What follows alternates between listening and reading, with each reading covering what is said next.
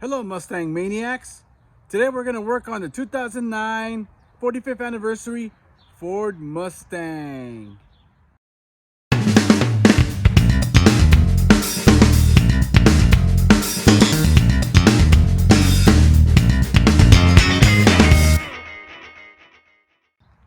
As you know, 2009 we didn't have USB ports. We didn't have a lot of technology in these Mustangs.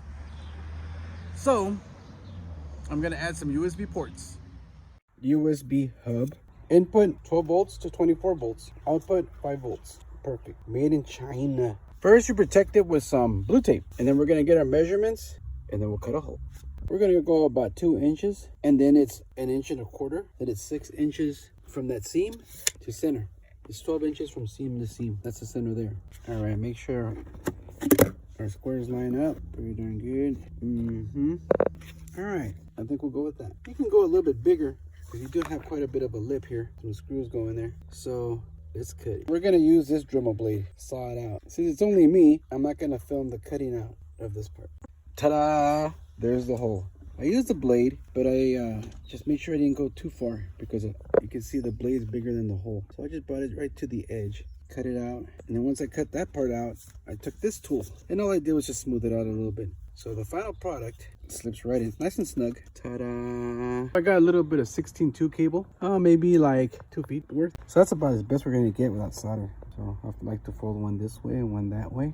And then we'll just apply the shrink tubing. Here we go, the old-fashioned way. Apply heat. Very nice. If you don't mind soot, do it this way. Or if you're fancy and have a heat gun, you can do it that way. I mean, I ain't no engineer or mad scientist, but I am an expert on misusing tools and fire. You gotta be a little bit of a pyromaniac. If I can film it right. I was filming over there. Very nice. All right, now we extended that wire about 2 feet. So now I'm gonna apply some yellow. Nobody likes yellow. Yellow's so neglected.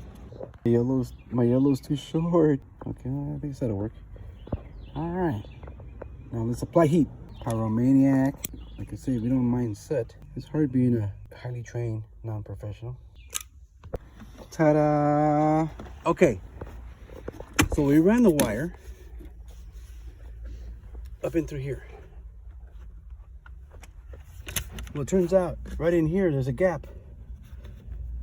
So we run the wire through that gap. And then we figured out right in here there's no passageway. So my goal was to get this wire on through here to access here, to tap into the wire.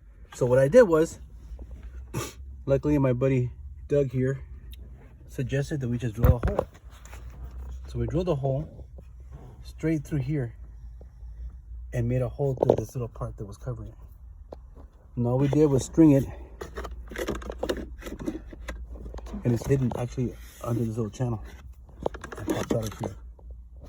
We would go underneath, but there's a bar here. It doesn't allow you. It's completely flat. There's no gap underneath. So that was our solution there. We just drilled a hole right here. Now once the wires over that, why that hole's there, just kind of like, why is there a hole here for no reason? So we just drilled it all the way through and strung it right into there. Now we can access that green and black cable to give us power to our new USB port. Okay, in order to get this connected, I went ahead and ran a couple of splitters. And then we plugged in the USB port. And